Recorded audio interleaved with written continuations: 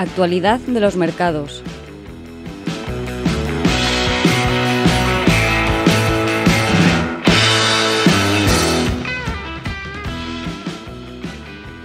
Buenos días, soy Paloma Vasallo, directora de Relaciones Institucionales de Spain 11 Family Office. Bienvenidos un día más a nuestro canal de podcast y a nuestro programa La Actualidad de los Mercados, donde realizaremos nuestra actualización semanal de los datos clave de los mercados financieros. La semana ha dejado un resultado generalmente alcista en las principales plazas bursátiles. Semana marcada por el inicio de la campaña de resultados empresariales. Hasta ahora, las empresas están superando las estimaciones de ganancias por un amplio margen de más del 84%. Por el lado de la macro, China mostró un crecimiento del interanual en su PIB trimestral del 18,3% por debajo del 19% estimado. En Estados Unidos, las nuevas peticiones del subsidio por desempleo semanales cayeron a 576.000 frente a las 769 previstas. Europa mostró un incremento mensual de las ventas minoristas del mes de febrero del 3% frente al 1,5% estimado. Respecto a la vacunación mundial destacamos Israel con un 57,42% completos, Estados Unidos con un 24,92% completos. Mercados asiáticos. Mercados mixtos esta semana en Asia. Avanzan el Kospi coreano y Hang Seng de Hong Kong. Corrigen de nuevo esta semana el Shanghai Composite, Nikkei japonés y Nifty indio. Entre la inflación, subidas de tipos, incremento de la presión fiscal y restricción al crédito, hay un riesgo que se está haciendo eco en los mercados en las últimas semanas. Hablamos de la escasez de componentes semiconductores. Samsung es uno de los mayores fabricantes de semiconductores del mundo, actuando como punta de lanza de Corea del Sur. El país asiático, con 40 millones de habitantes, es capaz de producir el mismo número cada 12 meses que Europa y Estados Unidos juntos, y aún así es superado en producción por Taiwán, una isla de 23 millones de habitantes. Entre ambas naciones, copan el 43% de la capacidad mundial de producción, y si le sumamos el 15% que actualmente queda en manos chinas y el 15% en japonesas, nos encontramos con que más de 7 de cada 10 chips se desarrollan en esta región asiática. Los problemas de suministro que están afectando a multitud de industrias como la automovilística o la de componentes tecnológicos, se debe en gran parte a la sequía que actualmente vive Taiwán, una de las peores en los últimos 50 años. Por hacernos una idea, la sede de la compañía TSMC, empresa de fundición de semiconductores más grandes del mundo, consumió 63.000 toneladas de agua al día, lo que supone más del 10% de suministro de dos de sus principales embalses locales. Ante esto, la Agencia de Recursos Hídricos de Taiwán ha decidido suspender el regadío de tierras agrícolas con el fin de garantizar que la industria de semiconductores del país pueda seguir funcionando en mitad de esta sequía. Mercados europeos. Mercados en positivo esta semana en Europa con el colectivo francés a la cabeza. Según un informe elaborado por la consultora Kearney, Europa invierte aproximadamente un 25% menos en valor absoluto en I+D que Estados Unidos o China.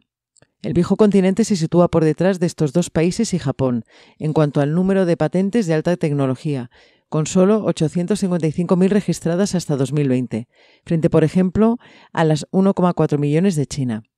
Alemania, la potencia europea de I+D, tiene capacidad para competir globalmente con actores importantes como Corea del Sur y Japón. Sin embargo, cuando se trata de Reino Unido, Francia, Italia o España, tanto en términos de porcentajes como de cifras absolutas de gasto en I+D, el escenario es devastador. Otro dato que muestra el retraso de la región europea tiene que ver con los graduados en disciplinas científico-tecnológicas al año, con 1,3 millones en Europa frente a los 5,5 millones de China.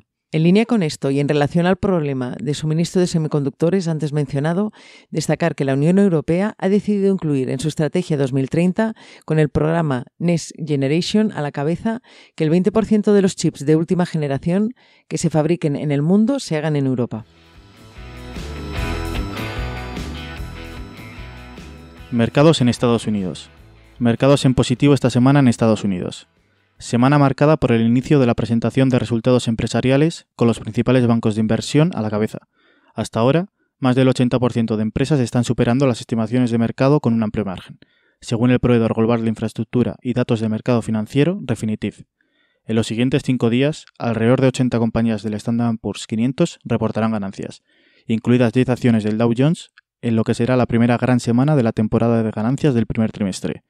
Otro evento a destacar en la semana es el anuncio por parte de la administración Biden de sanciones a Rusia por la supuesta interferencia de Moscú en las elecciones de 2020, el hackeo masivo a la compañía SolarWinds y la ocupación en curso de Crimea, lo que indica una postura más dura hacia el Kremlin y el presidente ruso.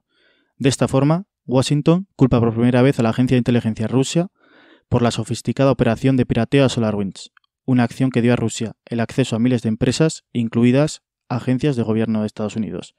Entre las medidas, el Departamento del Tesoro impedirá que los bancos estadounidenses compren bonos del Tesoro del gobierno ruso, directamente del Banco Central del país, el Fondo Soberano o el Ministerio de Finanzas a partir del 14 de junio.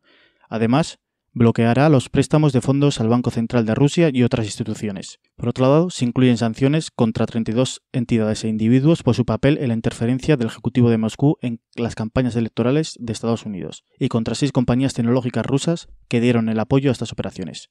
Con esto, Biden sigue mostrando su compromiso por deshacer todo lo creado por la administración Trump y, además, que no tiene problema con retomar el enfrentamiento que Estados Unidos tenía con Rusia antes de la llegada de su antecesor. Agenda macro más relevante. En Europa, la confianza inversora alemana con respecto al mes de abril quedó por debajo de lo esperado, en los 70,7 puntos. La variación intermensual con respecto a febrero de las ventas minoristas de la zona euro se situó en el 3%, por encima de lo previsto.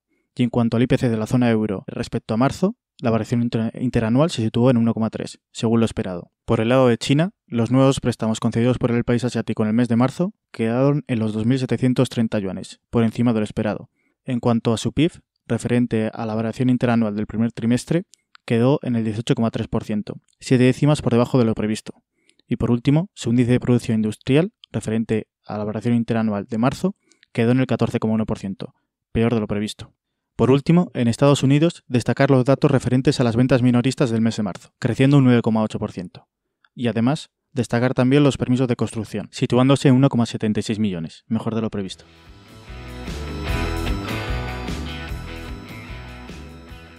Por el lado de la volatilidad, el VIX cae de nuevo esta semana y continúa por debajo de su media móvil histórica. Los datos de PMI no muestran un cambio significativo esta semana y por el comportamiento sectorial, decir que los sectores que más suben son materiales básicos y utilities y los que más sufren son telecomunicaciones e industriales.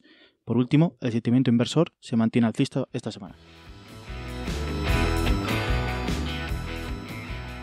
Materias primas. El barril de Brent sube hasta los $66,77 por barril, 4,7% esta semana. El oro gana valor, $1.787. La plata gana valor, $26,11. Por su parte, las divisas, el dólar se deprecia un 1% hasta los $1,2025 por euro y la libra se deprecia esta semana un 0,2% y se sitúa en las 0,8668 libras por euro.